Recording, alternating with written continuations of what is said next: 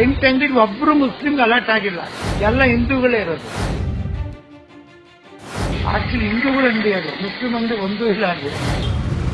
But Hindu ಸಂಘಟನೆ ಹಿಂದೂಗಳನ್ನೇ close ಮಾಡಿ ಅಂತ ನ್ಯಾಯಾಲಯ ಮಾಡ್ತಾರೆ.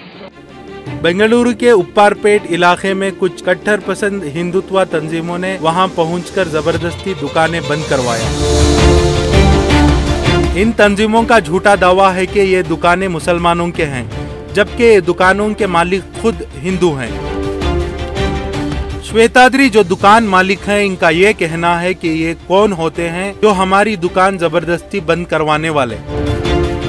हालांकि इस पर कुछ कन्नड़ा मीडिया वालों ने ये बताकर प्रोपेगेंडा फैलाया है कि ये दुकानें मुसलमानों के हैं। ಹಲೋ ಸರ್, ತಾವು ಶೇಷಾದ್ರಿ ಅವರ ಮಾತಾಡ್ತಿರೋದು? ಇದು AK ಶೂ ಪಾಯಿಂಟ್ ಅಂತ ಓನರ್ ಸರ್ ತಾವು? ಹೌದು ಸರ್, ಓನರ್ ಎಲ್ಲ ಹಾಕಿ ನಾವೇ ಓನರು, ಅವ್ರನ್ನ ನಾವು ಕೆಲಸ ಮಾಡ್ತೀವಿ. ಅಲ್ಲ, ನನ್ಗೆ ಒಂದು ಕ್ಲಾರಿಟಿ ಏನ್ ಬೇಕಂದ್ರೆ ತಮ್ಮಿಂದ, ಆ ಅಂಗಡಿಗಳಿದೆ ಅಲ್ಲ, ಆ ಅಂಗಡಿಗಳು ಮುಸಲ್ಮಾನ್ ವಿರುದ್ಧ ಅಥವಾ ತಮ್ದ ಅಂತ? ನಮ್ದು ಸರ್ ಅಂಗಡಿ.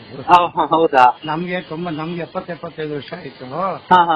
ನಮ್ಮ ಅಂಗಡಿ 60-70 ನಮ್ಮಲ್ಲಿದೆ, ನಾವೇ ಬಾಡಿಗೆ ಕಟ್ಟೋದು. ಮ್ಯಾನೇಜರ್ ಅಲ್ಲ, ಮುಸ್ಲಿಮ್ಸ್ ಅಂಗಡಿ ಅಲ್ಲ ಇದು?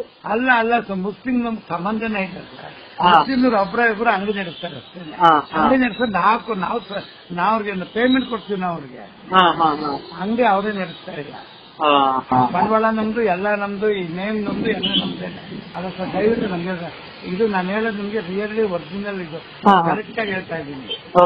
ಓನರ್ಗಳು ನಾವು, ಅವ್ರು ನಮ್ ಕೆಲಸ ಮಾಡ್ತಾರೆ, ನಾವು ಪೇಮೆಂಟ್ ಕೊಡ್ತೀವಿ.